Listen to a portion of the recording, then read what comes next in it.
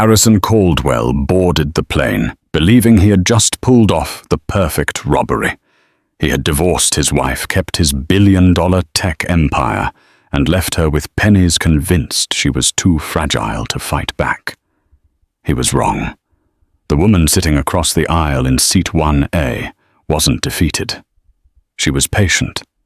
For 10 years, she hadn't just been watching him. She had been documenting him. And at 35,000 feet, where there is nowhere to run and no lawyers to hide behind, she is about to ask the one question that turns his golden prosciutto into a prison sentence. Buckle up. This isn't just a breakup. It's a corporate execution. The rain at JFK International Airport lashed against the floor-to-ceiling glass of the British Airways Concorde room, blurring the runway lights into streaks of silver and red. Inside the exclusive lounge, the atmosphere was a hushed symphony of clinking crystal and turning pages, smelling of expensive leather and aged scotch. Cecilia Sterling sat in a wing-back chair in the far corner, her presence almost entirely obscured by a potted fiddle-leaf fig. She wore a charcoal cashmere sweater and black trousers, unremarkable, elegant, and entirely invisible to the casual observer. She was sipping sparkling water, her eyes fixed on the rain, but her mind was calculating variables with the precision of a diamond cutter. She checked her watch. A vintage Cartier tank, the only piece of jewelry she hadn't left on the bedside table the day she walked out of the Greenwich estate 3 months ago. 7:15 p.m. Right on cue, the lounge's frosted glass doors slid open with a pneumatic hiss. The silence of the room was immediately fractured by a booming, jovial laugh that demanded attention. "I'm telling you, Andrew," the look on the judge's face was priceless. Absolutely priceless. Cecilia didn't need to turn around to identify the voice. It had been the soundtrack of her life for a decade. Harrison Prescott Caldwell III, the CEO of Caldwell Tech, the darling of the NASDAQ, and as of 48 hours ago, her officially recognized ex-husband.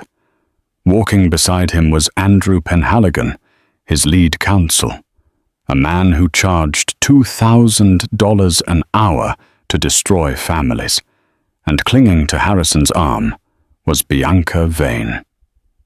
Bianca was 24, a former marketing intern at Caldwell Tech, and currently wearing a diamond ring that caught the lounge's recessed lighting like a disco ball.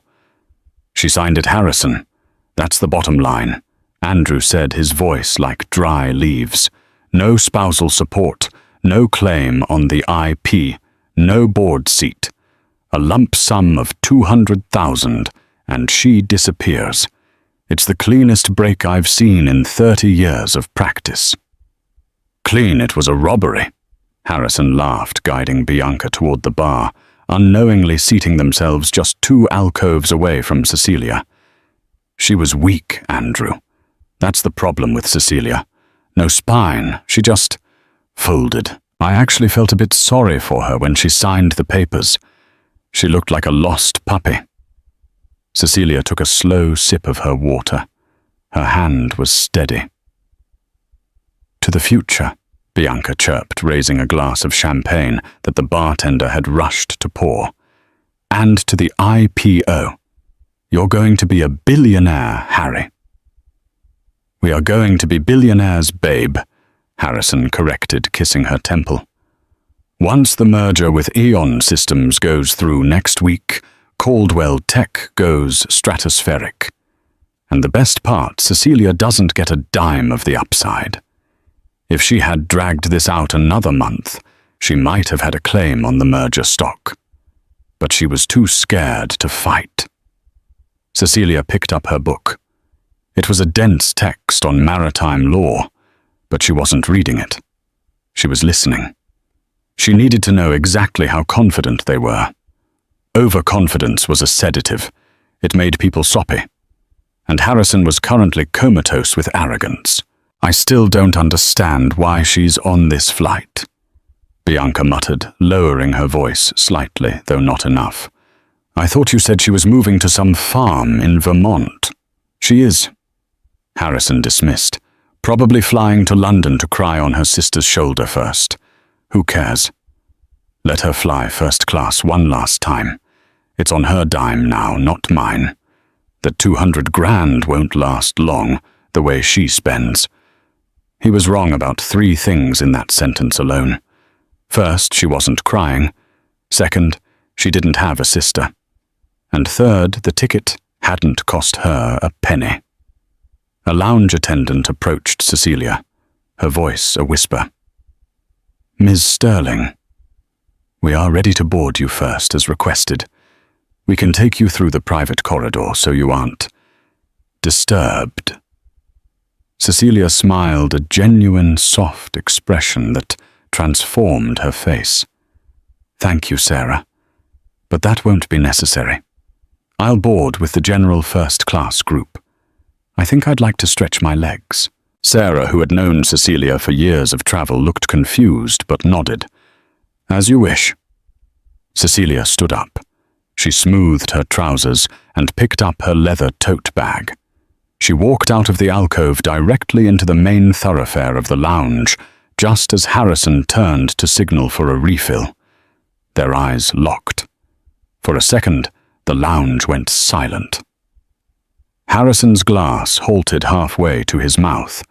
Bianca stiffened her eyes, darting to Harrison to gauge his reaction. Andrew Penhaligon merely narrowed his eyes, sensing a disturbance in the force. Cecilia, Harrison said, his voice dropping the jovial veneer and adopting a tone of patronizing pity. I didn't realize you were lurking. Hello, Harrison. Andrew. Cecilia nodded to the lawyer, ignoring Bianca entirely. I wouldn't call it lurking. I was just finishing my tea. Harrison stood up, puffing out his chest. He was a handsome man in a conventional aging fraternity president sort of way. He wore a bespoke navy suit that cost more than most people's cars. Well, this is awkward. I hope you aren't following us. That would be desperate, even for you. I have business in London, Cecilia said simply. Business? Bianca let out a short, cruel laugh. What business? Selling your old handbags. Harrison smirked. Now, Bianca, be nice. She's going through a transition. He stepped closer to Cecilia, invading her personal space. Look, see, if you need a little extra cash for the hotel in London, just ask Andrew. We can write it off as charity. I don't want you sleeping on a park bench. The old Cecilia, the one he thought he knew, would have flushed red, looked down at her shoes and stammered. The woman standing before him did none of those things. She held his gaze with a terrifying neutrality. Her eyes were like the Atlantic Ocean she was about to cross, cold, deep, and indifferent to the fate of sailors. That's very generous, Harrison, she said, her voice even. But I think my accommodations are sorted. Enjoy your flight. I hear the turbulence over the ocean is going to be severe tonight. She turned and walked toward the gate, her stride rhythmic and confident. Harrison watched her go, a frown creasing his forehead. Is it me? He muttered to Andrew. Or did she sound different? Andrew shrugged, checking his BlackBerry. She's in shock, Harrison. Total denial. Don't let it ruin your night. We have champagne to drink and a company to sell. Harrison shook his head, dismissing the unease settling in his gut. You're right. She's nobody. A ghost. Come on, let's go. But as they walked toward the jet bridge, Harrison Caldwell had no idea that he wasn't just walking onto a plane. He was walking into a courtroom in the sky, and the verdict had already been written. The cabin of the British Airways Boeing 777 was a sanctuary of cream leather and soft blue LED lighting, ED. First class was intimate with only 14 suites. Harrison had booked seats 1K and 2K for himself, and Bianca the window seats on the right side. Andrew was in 3K directly behind them. Harrison settled into the wide seat, accepting a pre-flight mimosa from the stewardess. He felt like a king surveying his domain. He stretched his legs, kicking off his loafers. "This is the life, Harry," Bianca cooed from the suite behind him, leaning over the divider. "I could get used to this." "You better," Harrison grilled. "Once the Aeon deal closes, we're buying our own jet. No more flying commercial, even first class." He glanced across the aisle. The seats on the left side, the A aisle, were mostly empty except for 1A. Cecilia was there. Of course she was. She was seated directly across from him. The partition was down, meaning if he turned his head to the left, he was staring right at her profile. She had already changed into the airline's pajamas, something she did immediately upon boarding, and was applying a sheet mask, completely unbothered by his presence. "Can you believe the nerve?" Harrison whispered loudly to Andrew. "She probably used her miles from my account to book that." "Technically, the miles were split in the settlement, Harrison," Andrew reminded him, ever the lawyer. "She kept the miles. You kept the house in the Hamptons. It was a fair trade." "Still," Harrison grumbled, "it's like she's haunting me." The plane pushed back from the gate. The safety video played. The engines roared to life, pressing them back into their seats as the massive aircraft hurtled down the wet runway and lifted into the dark sky. Once the seatbelt sign chimed off, the service began. Harrison, fueled by adrenaline and victory, ordered a bottle of the 2004 Bollinger for himself and Bianca. He was loud. He wanted everyone in the cabin, specifically the woman in 1A, to know exactly how happy he was. "To the Aeon merger," he toasted, clinking glasses with Bianca across the divider. "To $50 a share." He glanced at Cecilia. She had removed the mask and was typing on a laptop.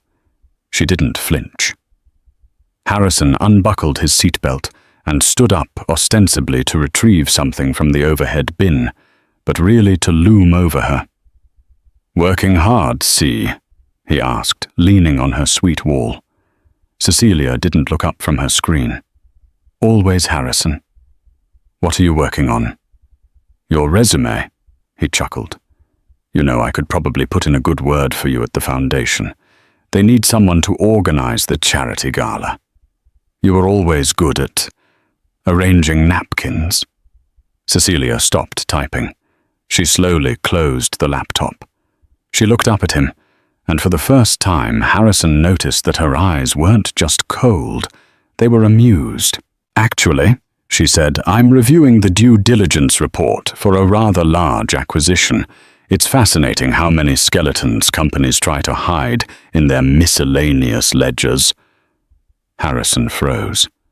"What are you talking about? You don't have a job."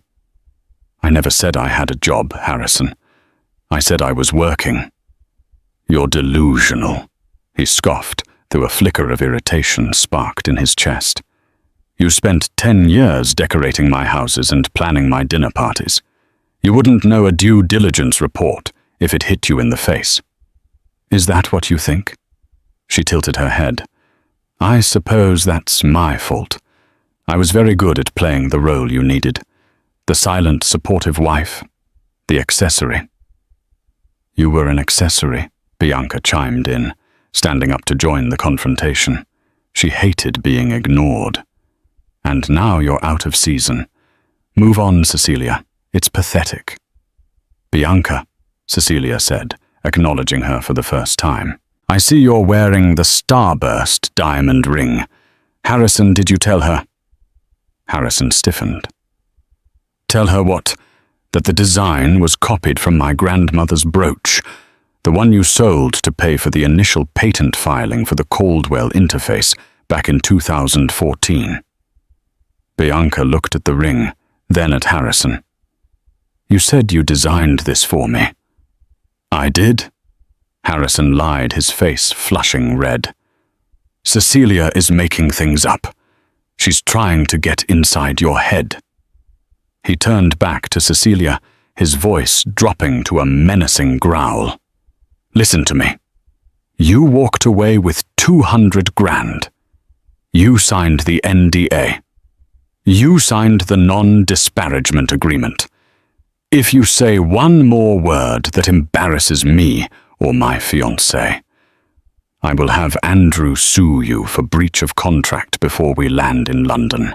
I will take that 200 grand back and leave you with nothing but the clothes on your back. The cabin was silent.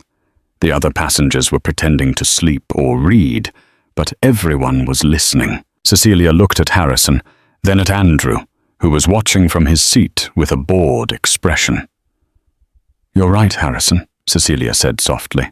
I signed everything. I gave you the house, the cars, the accounts, the art collection. I gave you total control of Caldwell Tech. Exactly, because you knew you couldn't win. No, Cecilia corrected him. I gave it to you because I didn't want any of it to be encumbered when the storm hits. Storm, Harrison laughed. Look at the map, honey. Smooth sailing all the way. I'm not talking about the weather, she said. At that exact moment, the plane shuddered. It wasn't a violent drop, but a heavy, distinct lurch, the feeling of hitting resistance. The seatbelt sign pinged on with an urgent double chime. Ladies and gentlemen, this is the captain. We've hit a bit of unexpected clear air turbulence. Please return to your seats and fasten your seatbelts immediately. Flight attendants, please take your seats. Harrison stumbled and fell back into his seat. Bianca shrieked as her champagne glass tipped over, soaking her white skirt. Cecilia remained perfectly still. She buckled her belt with a calm, methodical click. You should strap in, Harrison, she said, her voice cutting through the sudden chaotic noise of the cabin. It's going to get very bumpy for you, specifically for you. Harrison glared at her across the aisle as the plane shook again, harder this time. He wanted to yell at her, to crush her with his wealth and status, but something in her demeanor stopped him. She wasn't acting like an ex-wife. She was acting like a judge.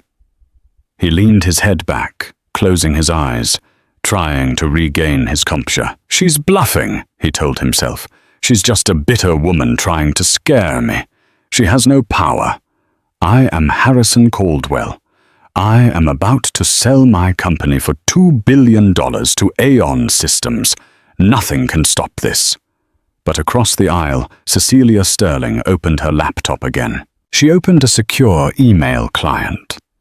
She typed a single line to a recipient named J.H., Aeon Board of Directors. The subject line read, The Caldwell Liability. She didn't hit send yet. She just watched Harrison waiting. The game had officially begun. The turbulence did not relent. It was not the violent roller coaster dropping that screams of immediate danger, but a persistent grinding vibration, the kind that rattles teeth and spills coffee and makes the very frame of the aircraft groan under invisible stress. It was the perfect atmospheric mirror to the mood inside the first-class cabin. Harrison Caldwell hated flying. For a man who built his image on being an unshakable titan of industry, he possessed a pitifully weak inner ear. The continuous shaking had drained the color from his face, leaving him a pale, sweaty shade of gray. He gripped the armrests of his suite until his knuckles were white, his eyes squeezed shut. Across the aisle in seat 1, a Cecilia Sterling was the picture of tranquility. She had adjusted her seat into a semi-reclined lounge position. The flight attendant, a woman named Elena, who had served them on this route for years, and who was pointedly ignoring Harrison's empty champagne glass, had brought Cecilia a pot of chamomile tea. Cecilia held the delicate china cup with a steady hand, the liquid inside barely rippling despite the plane's shuddering. "Make it stop," Harrison hissed, his eyes still closed. "Andrew, tell the pilot to change altitude. I pay enough for this airline to buy the damn plane. Tell them to find smooth air." Andrew Penhaligon, seated behind him in 3K, adjusted his reading glasses. He was trying to review the final merger agreement on his tablet, but the shaking was making the fine print blur. "It's weather, Harrison. I can't litigate a storm cell." "You're useless," Harrison groaned. "He's right, you know." Cecilia's voice floated across the aisle, soft and melodic. "It's a low-pressure system coming off the coast of Newfoundland. Unavoidable, just like some other things." Harrison's eyes snapped open. He turned his head to glare at her. "Are you enjoying this? Watching me suffer?" "I'm indifferent, Harrison," she replied, taking a slow sip of tea. "That's the difference between love and hate. I don't hate you. I just don't care if you're comfortable anymore. There's a liberation in that. You cared enough to follow me onto this flight," Bianca interjected from seat 2K. She was scrubbing at the champagne stain on her white skirt with a wet napkin, looking miserable. "It's creepy, Cecilia. Obsessive." Cecilia placed her tea on the side table. She turned her chair fully to face the aisle, looking past Harrison to the young woman behind him. "Bianca," Cecilia said, her tone almost maternal. "Do you know why I'm on this flight? Harrison said I was going to cry on a shoulder in London. But I think you deserve to know the truth. I'm flying to London because that is where the Eon Systems headquarters is located. And tomorrow morning at 9 a.m. they are holding a final emergency board meeting to vote on the acquisition of Caldwell Tech." Harrison laughed, a harsh, barking sound. "Emergency meeting? You're hallucinating. The vote is a formality. The deal is done. The papers are signed." "The preliminary papers are signed," Cecilia corrected him, her voice low and precise. "But every merger has a material adverse change clause, a loophole. If new information comes to light that significantly alters the value of the company, Aon can pull out without penalty." Andrew Penhaligon lowered his tablet. The lawyer's instinct in him twitched. He leaned forward, peering through the gap in the seats.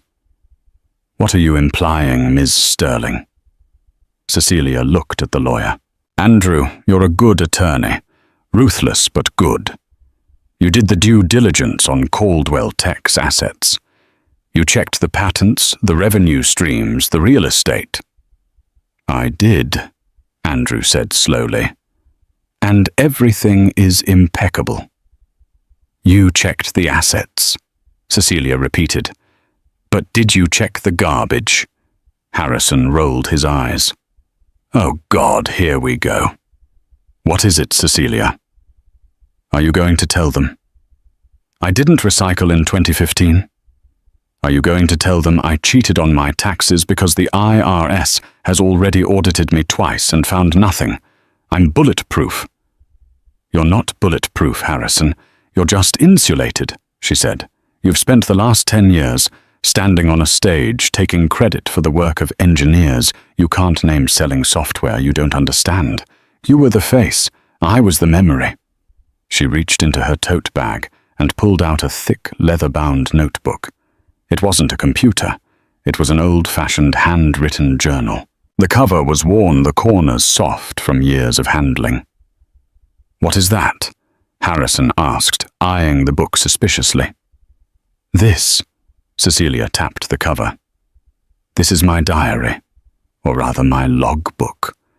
You see, for 10 years, every time you came home drunk from a board meeting and bragged about how you screwed over a supplier, I wrote it down. Every time you asked me to fix a personnel issue because you didn't have the stomach to fire a pregnant employee, I wrote it down. Every time you had me proofread a technical document because you were too lazy to read it yourself, I logged the dates, the times, and the contradictions. So, Harrison scoffed, though his voice was tighter. A diary isn't evidence. It's the scribblings of a bored housewife.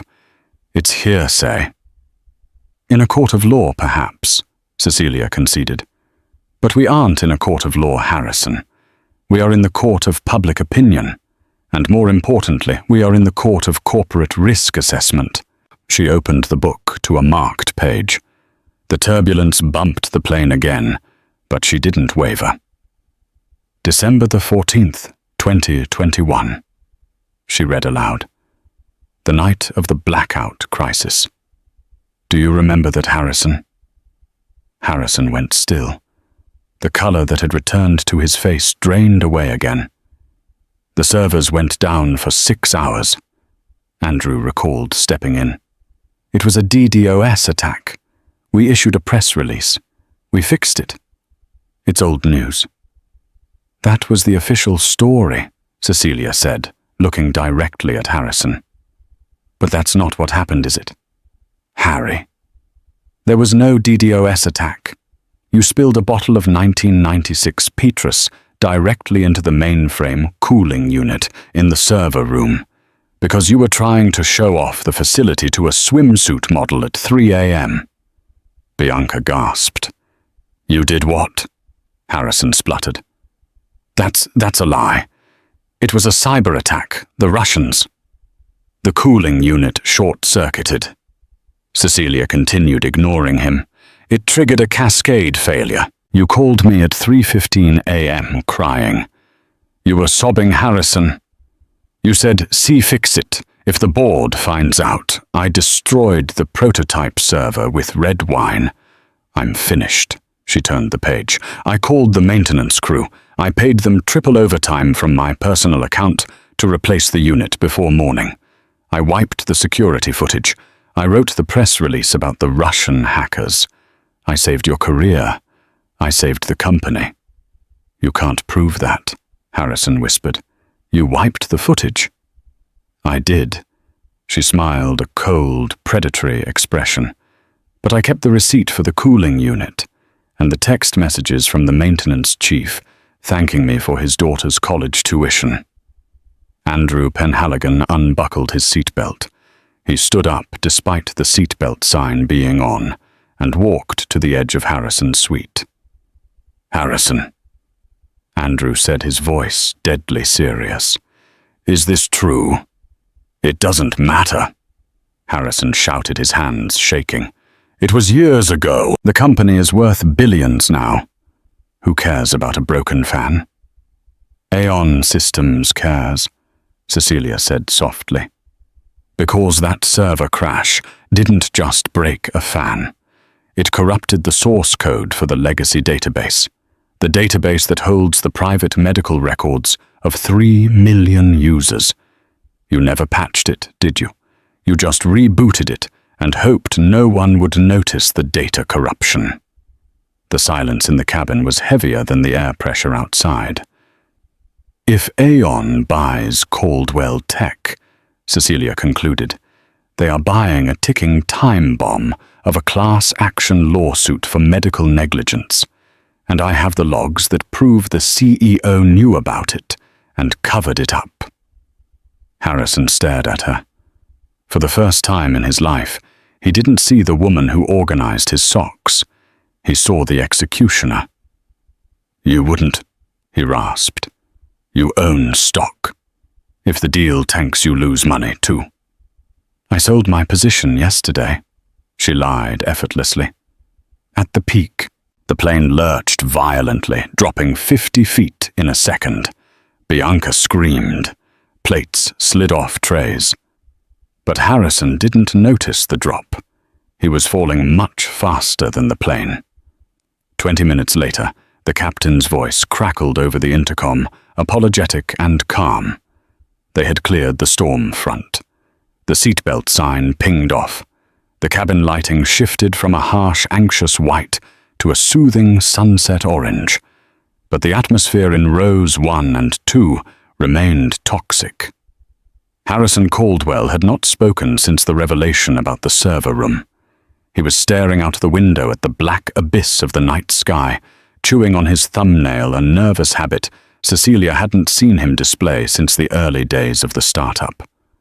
Andrew Penhaligon, however, was in full damage control mode.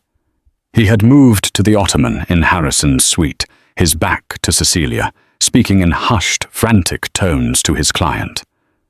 "We need to get ahead of this," Andrew whispered, his hands gesturing wildly. "If she actually goes to the Aeon board with proof of a data breach cover-up, the deal isn't just dead.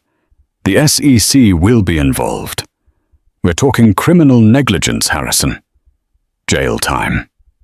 "She's bluffing," Harrison muttered, though he sounded unconvinced. "She's just trying to scare me into giving her more money. That's what this is. A shakedown." He spun around in his seat to face Cecilia. How much do you want to burn that book?" Cecilia was cutting a piece of grilled salmon with surgical precision. She didn't look up. "I'm not interested in your money, Harrison. I have plenty of my own now." "Bullshit." "You want $5 million. 10. I'll write the check right now. Andrew, draft a settlement." "I don't want $10 million, Cecilia said, finally meeting his gaze. "I want the truth to be on the record." "Why?" Bianca cried out. She had abandoned her stained skirt and wrapped herself in a blanket, looking like a petulant child. "Why are you doing this? You're ruining our lives." "He ruined his own life, Bianca," Cecilia said. "I'm just the auditor." At that moment, a soft chime echoed through the cabin. The Wi-Fi had reconnected. Immediately, phones began to buzz. Andrew's tablet lit up with notifications. Harrison's phone, which was sitting on the armrest, vibrated. Cecilia's laptop, open on her tray table, remained silent. She had already done her work. Andrew picked up his phone. His face went ashen. "Harrison, check your email." "What? Who is it?" "It's an automated alert from the NASDAQ watch list and an email from the general counsel at Aeon." Harrison fumbled for his phone, his fingers trembling. He unlocked the screen. Subject, urgent, query. Regarding IP ownership and Project Silas. Harrison read the subject line and felt the blood freeze in his veins. He looked up at Cecilia. She was watching him, a faint, sad smile playing on her lips. "Project Silas," Harrison whispered. The name felt like a curse. "What is Project Silas?" Bianca asked, sensing the terror in the room. "It was the beta name for the algorithm," Andrew answered, his eyes scanning the email rapidly. "The core code that makes Caldwell Tech's AI work. But why are they asking about it now? The patent is in Harrison's name." "Is it?" Cecilia asked. Harrison slammed his phone down. "Of course it is. I filed it myself in 2016. "You filed the patent for the application," Cecilia corrected him softly. "You patented the user interface, the shiny buttons, the dashboard. But the math, Harrison, the underlying code that actually processes the data, you didn't write that, and you didn't patent it." "I bought it," Harrison shouted. "I bought the code from that freelancer in Ukraine." "No," Cecilia said. "You hired a freelancer in Ukraine, a brilliant young mathematician named Silas Vore. You paid him $5,000 to write a kernel, but you never signed a work-for-hire agreement with him. You forgot." Harrison blinked. Andrew handled that." "I wasn't your lawyer in 2016, Harrison," Andrew said coldly. "You told me the IP was clean. You said you wrote it." "I did write it. I modified it." "You changed the variable names," Cecilia said. "But the architecture remained his, And because you never had a contract transferring the copyright, Silas Vore still owned the code. So what? Harrison waved his hand dismissively. Silas Vore is a ghost. I haven't heard from him in 10 years. He's probably dead or farming potatoes. He doesn't know what his code is worth. Cecilia took a deep breath. This was the moment. The trap she had been laying for 3 months. Harrison, she said, her voice dropping an octave, becoming very serious. Do you remember the question you asked me the night I asked for a divorce? Harrison frowned. I don't know. I asked if you were seeing a therapist. No, you asked me, what have you actually done for this company, besides pick out the curtains? Yeah, valid question. Well, Cecilia continued, here is the answer. 6 months ago, I tracked down Silas Vore. Harrison stopped breathing. He wasn't in Ukraine anymore, she said. He was a refugee living in Toronto. He was working as a janitor. He had no idea that the code he wrote for you was the engine of a billion-dollar company. He was struggling to pay for his insulin. You talked to him. Harrison's voice was a squeak. I did better than talk to him. I hired him. Cecilia tapped a key on her laptop. A document appeared on the screen, rotated so they could see it. It was a legal deed of assignment. I bought the rights to the original Project Silas code from him, Cecilia explained casually. I paid him $2 million. It was all the money I had in my personal inheritance trust. I gave him a future, and in exchange he assigned the full copyright of the foundational algorithm to me. The silence in the cabin was absolute. Even the hum of the engines seemed to fade. Andrew Penhaligon looked at Harrison with a mixture of horror and professional disgust. Harrison, he said slowly, if she owns the underlying code, then Caldwell Tech doesn't own its own product. We are selling Aeon a stolen car.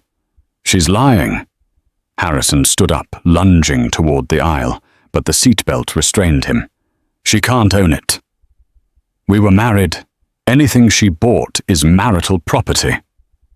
Not if it was purchased with funds from a premarital trust kept in a separate account, Andrew murmured, rubbing his temples.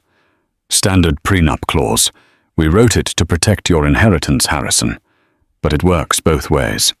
If she used trust money, the asset is hers alone. Harrison slumped back into his seat. He looked at Cecilia, his eyes wide with betrayal. You own my company. I own the foundation of it, she said. Without my code, your software is just a pretty shell. Why? Harrison whispered. Why did you wait? You could have sued me months ago. Because I didn't want to sue you, Cecilia said. I wanted to see if you would tell the truth. I wanted to see if on the disclosure forms for the merger you would list Silas Vore as a contributor. I gave you every chance to do the right thing. She leaned forward, her eyes locking onto his. And now, Harrison, I have one question for you. The question that changes the verdict. She paused, letting the tension stretch until it was almost unbearable. Did you sign the warranties and representations document sent by Aeon yesterday? The one where you swore under penalty of perjury that Caldwell Tech has sole and exclusive ownership of all intellectual property. Harrison's mouth opened, but no sound came out. He looked at Andrew. Andrew closed his eyes and nodded. He signed it. We sent it at 4 p.m. Then it's over, Cecilia said, leaning back into her seat. You didn't just lie to me, Harrison. You committed securities fraud. And I just emailed the proof of ownership to the Aeon board of directors. You killed the deal, Harrison whispered. You burned $2 billion just to seat me. No, Cecilia said, picking up her book again. I didn't kill the deal. I just changed the seller. She turned the page of her book. Aeon still wants the technology, Harrison. They just don't need you to get it anymore. They can buy the license directly from me. And since I own the root code, I suspect the price just went up. Harrison Caldwell stared at the ceiling of the plane. He was flying first class, sipping vintage champagne, wearing a $5,000 suit, but he knew with chilling certainty that by the time this plane landed in London, he would be a destitute man. The flight attendant Elena appeared with a warm smile. "More champagne, Mr. Caldwell." Harrison didn't answer. He couldn't feel his legs. Cecilia smiled at Elena. "I'll have a glass, actually, to celebrate." "Celebrate what, ma'am?" "A successful landing," Cecilia said, "even though we're still in the air." The cabin lights dimmed completely, leaving only the soft ambient glow of the aisle markers and the reading light above Cecilia's shoulder. The rest of the passengers in first class had drifted into sleep, lulled by the hum of the engines and the comfort of their lie-flat beds. But in the first 2 rows, sleep was an impossibility. Harrison Caldwell sat upright in the darkness. The plush leather seat, designed to cradle the body in luxury, felt like a sarcophagus. He had loosened his tie, the silk hanging limply around his neck like a noose. His breathing was shallow, ragged. Every few minutes, he would glance across the aisle at Cecilia. She had closed her book and turned off her laptop, but she wasn't sleeping. She was staring out the window at the stars, her expression unreadable. She looked like a statue carved from moonlight, cold, distant, and terrifyingly beautiful. Harrison felt a surge of nausea that had nothing to do with turbulence. It was the sickening realization of total exposure. For a decade, he had built a fortress of lies about his genius, his wealth, his marriage. And in the span of 2 hours, one woman with a notebook and a PDF file had dismantled it brick by brick. "Andrew," Harrison whispered, his voice cracking. He leaned back towards the lawyer in row 3. "Andrew, wake up." Andrew Penhaligon was not asleep. He was staring at the ceiling, his hands folded over his stomach. He didn't move. "Andrew, we need a strategy," Harrison hissed, desperation clawing at his throat. "We need to draft a counteroffer. If she owns the code, we buy it. We offer her shares. We offer her a seat on the board. We can spin this. We tell Aeon it was a clerical error." Andrew finally turned his head. In the dim light, the lawyer's face looked old and weary. The shark-like glint was gone, replaced by the hollow look of a man realizing he was standing on a sinking ship. "There is no we anymore, Harrison," Andrew said quietly. Harrison recoiled as if slapped. "What, you're my counsel? You're on retainer." "I represent Caldwell Tech," Andrew corrected him, his voice devoid of emotion. "I represent the entity, and you, Harrison, have just admitted to defrauding that entity, its shareholders, and the federal government. If I continue to help you cover this up, I become a co-conspirator. I am not going to prison for you." "You ungrateful!" Harrison started to shout, but Andrew held up a hand. "Keep your voice down," Andrew snapped. "Unless you want the air marshal involved before we even land, I advise you to remain silent. In fact, as of this moment, I am recusing myself from your personal defense. You'll need to find new counsel in London, if you can afford one." Harrison stared at him, mouth agape. The isolation was complete. His lawyer was gone. His fiancée Bianca had pulled her duvet up over her head, refusing to look at him or speak to him for the last hour. He was alone. He turned back to Cecilia. She was the only one left, the only one who could stop the bleeding. "See," he whispered. It was the nickname he used to use when they were dating back when they shared a studio apartment and ate ramen noodles. "See, please." Cecilia turned her head slowly. Her eyes didn't hold the warmth they used to. They held the terrifying clarity of a mirror. "Don't," she said softly. "I know I messed up." Harrison pleaded, his voice trembling with a mixture of manipulation and genuine fear. "I know I wasn't good to you, but think about what you're doing. You're not just destroying me. You're destroying the company, the employees. If the deal fails, the stock crashes. 500 people lose their jobs. Do you want that on your conscience?" It was his favorite card to play. The guilt card. He had used it for years to keep her silent, to keep her compliant. Cecilia unbuckled her seatbelt. She stood up and took the single step across the aisle, kneeling beside his seat, so she was eye level with him. For a fleeting second, Harrison thought she was going to comfort him. He thought he had won.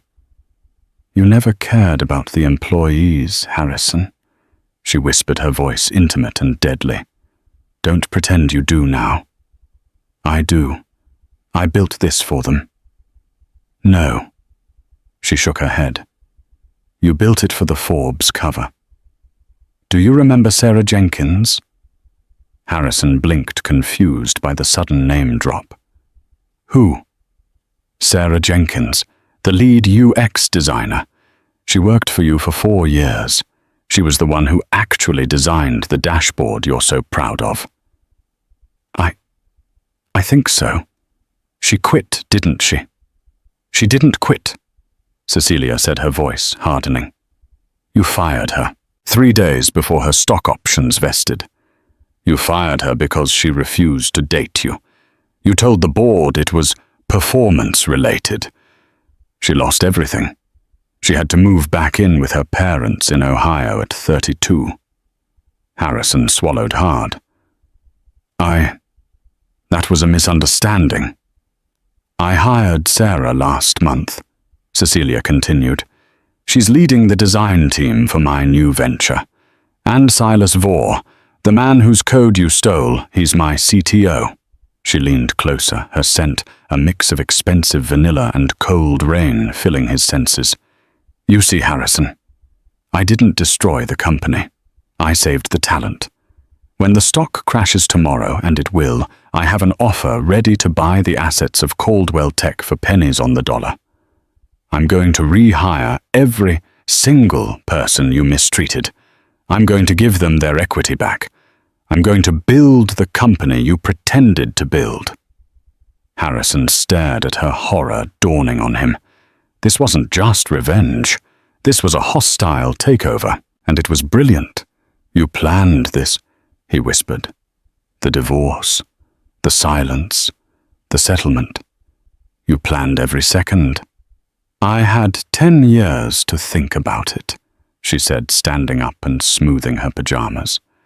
"You shouldn't have underestimated the woman who sat in the corner listening to your secrets. You thought I was weak because I was quiet. You forgot that the eye of the hurricane is also quiet. But it's still the part that guides in the storm." She returned to her seat and pulled her blanket up to her chin. "Get some sleep, Harrison. You have a very busy day ahead of you. I hear the interrogation rooms at Heathrow can be quite drafty."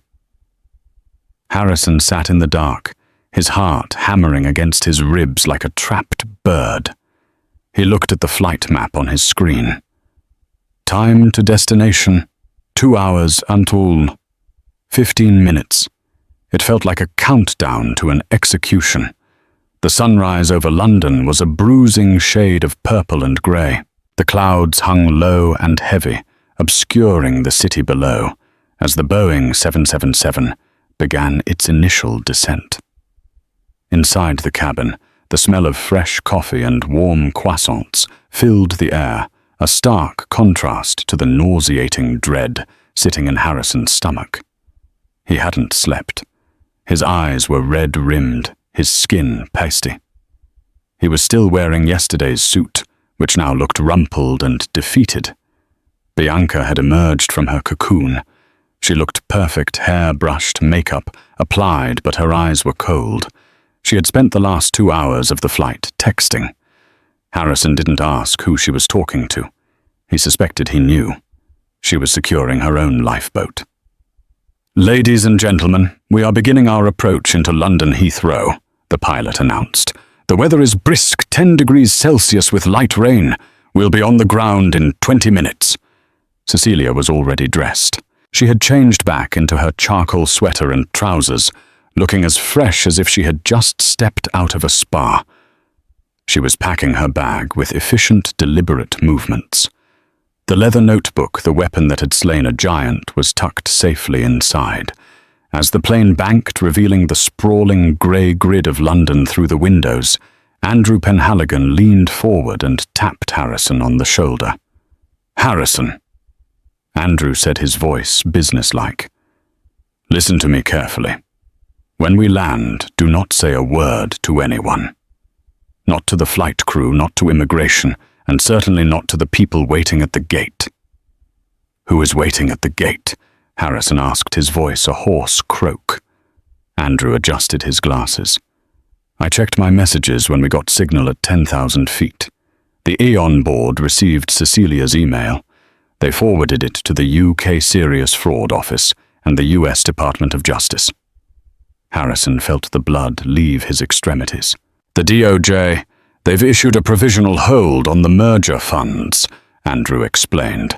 "And since you are a US citizen landing on foreign soil with pending allegations of international securities fraud, there will be jurisdiction issues. But the immediate problem is the SFO. They take financial crimes very seriously here. There is a high probability you will be detained for questioning upon disembarking." "Detained?" Harrison gripped the armrests. "I'm a CEO." "They can't arrest me at the airport like a drug dealer." "They can and they will," Andrew said. "I've called a solicitor in London to meet you, but I cannot represent you. I am a witness now. Do you understand?" Harrison didn't answer. He looked at Bianca. "You'll stay with me, right? We'll figure this out." Bianca looked at him, then down at the diamond ring on her finger, the ring designed from Cecilia's grandmother's brooch. Slowly, painfully, she slid it off her finger. She placed the ring on Harrison's tray table. It made a sharp click against the plastic. "I think you're going to need this for bail, Harry," she said, her voice devoid of sympathy. "I'm taking the connector flight to Paris. My mother is there." "Bianca." "Don't," she said, turning away. "You told me you were a billionaire. You told me Cecilia was crazy. You lied about everything. I'm not going to jail for being your accessory." The landing gear deployed with a heavy thud, shaking the floorboards. To Harrison, it sounded like the gavel coming down. The plane touched down smoothly, the reverse thrusters roaring as they slowed the massive machine. The other passengers in the cabin began to stir, gathering their coats, chatting excitedly about their vacations or meetings. They were oblivious to the tragedy that had played out in row 1. The plane taxied to the gate. The seatbelt sign pinged off. Usually Harrison would be the first one up, pushing his way to the door, demanding priority. Today, he couldn't move. He felt glued to the leather. The cabin door opened. The cold, damp air of London rushed in. Sarah, the flight attendant who had greeted Cecilia in New York, appeared at the front of the cabin. But she wasn't smiling. She was accompanied by 2 men in dark suits and a uniformed police officer. The chatter in the cabin died instantly. "Mr. Harrison Caldwell," one of the suits asked, his British accent clipped and authoritative. Harrison stood up, his legs shaking. "Yes, I am Detective Inspector Miller with the Serious Fraud Office. We have a warrant to detain you for questioning regarding allegations of fraud and intellectual property theft. Please come with us." Harrison looked around. He looked at Andrew, who was studiously looking at his phone. He looked at Bianca, who was already in the aisle looking impatiently at the exit. And then he looked at Cecilia. She was standing by the door, her tote bag over her shoulder. She wasn't looking at the police. She was looking at him. "Goodbye, Harrison," she said. It wasn't gloating. It was simply a factual statement. The end of a transaction. "Cecilia," he croaked, tears pricking his eyes. "See, help me." "I did help you," she said. "I helped you become the man you really are. Now you just have to live with him." She turned and walked out of the plane, stepping onto the jet bridge. She didn't look back. The police officer stepped forward. "Sir, please, this way." Harrison Caldwell. The man who thought he ruled the world was escorted off the plane, flanked by officers, while his ex-wife walked ahead of him, disappearing into the crowd of the terminal, a ghost who had finally come back to life. As Cecilia walked through the terminal, her phone buzzed. It was a text message from Silas Vore. "Did you do it?" Cecilia stopped. She looked up at the departures board, flashing with destinations all over the world. She typed a simple reply. "The verdict is in. We start building tomorrow." She put the phone in her pocket and walked toward the exit where the rain had stopped and the sun was just beginning to break through the clouds. 6 months later, the view from the 45th floor of the fictional Caldwell Tower in Manhattan was exactly the same, but the energy inside the glass walls had shifted entirely. The gold lettering in the lobby had been removed. The pretentious oil paintings of Harrison shaking hands with politicians were gone, replaced by digital art installations created by local students. The air no longer smelled of fear and stale cologne. It smelled of coffee and industry. Cecilia stood in the corner office, the room she had once been forbidden to enter, while Harrison was strategizing. The massive mahogany desk which Harrison had used as a barricade to intimidate his employees was gone. In its place was a round table made of reclaimed oak covered in blueprints and tablets. She walked to the window, looking down at the ant-sized cars on the street below. On the flat-screen monitor mounted on the wall, a muted news channel replayed the footage from the London courthouse. Harrison Caldwell, looking gaunt and significantly older, was shielding his face from the paparazzi as he entered a black sedan. The chyron read, "Former tech mogul accepts plea deal, 5 years for securities fraud." He had lost everything. The house in the Hamptons was seized. The private accounts were frozen. Bianca had sold her story to a tabloid for 5 figures and vanished into the European socialite scene, never to be heard from again. Harrison was not just bankrupt, he was irrelevant. The door to the office opened. "Miss Sterling." Cecilia turned. Sarah Jenkins stood in the doorway holding a tablet. She looked different than she had 6 months ago, no longer the terrified employee, packing a box but a confident director of design. "The beta test for the new interface is live," Sarah said, a smile lighting up her face. "User engagement is up 40%, and Silas is actually smiling. I think he fixed the legacy bug." "He didn't just fix it, Sarah," Cecilia said warmly. "He rewrote it." Silas Vore stepped into the room behind Sarah. He was a quiet man, still adjusting to his new reality of wealth and respect, but he walked with his head held high. He wore a simple hoodie, but he looked like the genius he was, not the janitor he had been forced to become. "We have a problem, Cecilia," Silas said, though his tone wasn't anxious. "What kind of problem?" "The investors from Aon want to increase their buy-in," Silas said. "They're offering 20% above market value for a minority stake in the new company. They say the leadership is more stable than the previous administration." Cecilia laughed softly. It was a genuine sound, free of the weight she had carried for a decade. "Tell them we'll consider it," Cecilia said, "but the terms have changed. We don't sell the code. We license it. We keep the control. And every employee gets voting rights." Silas nodded. "I'll draft the memo." He turned to leave, but stopped at the door. "Thank you, Cecilia, for finding me. Thank you, Silas, for giving me the ammunition." When they left, Cecilia turned back to the window. She touched the cold glass. She thought about the woman she used to be, the silent wife, the accessory, the ghost. Harrison had thought her silence was weakness. He had thought her patience was submission.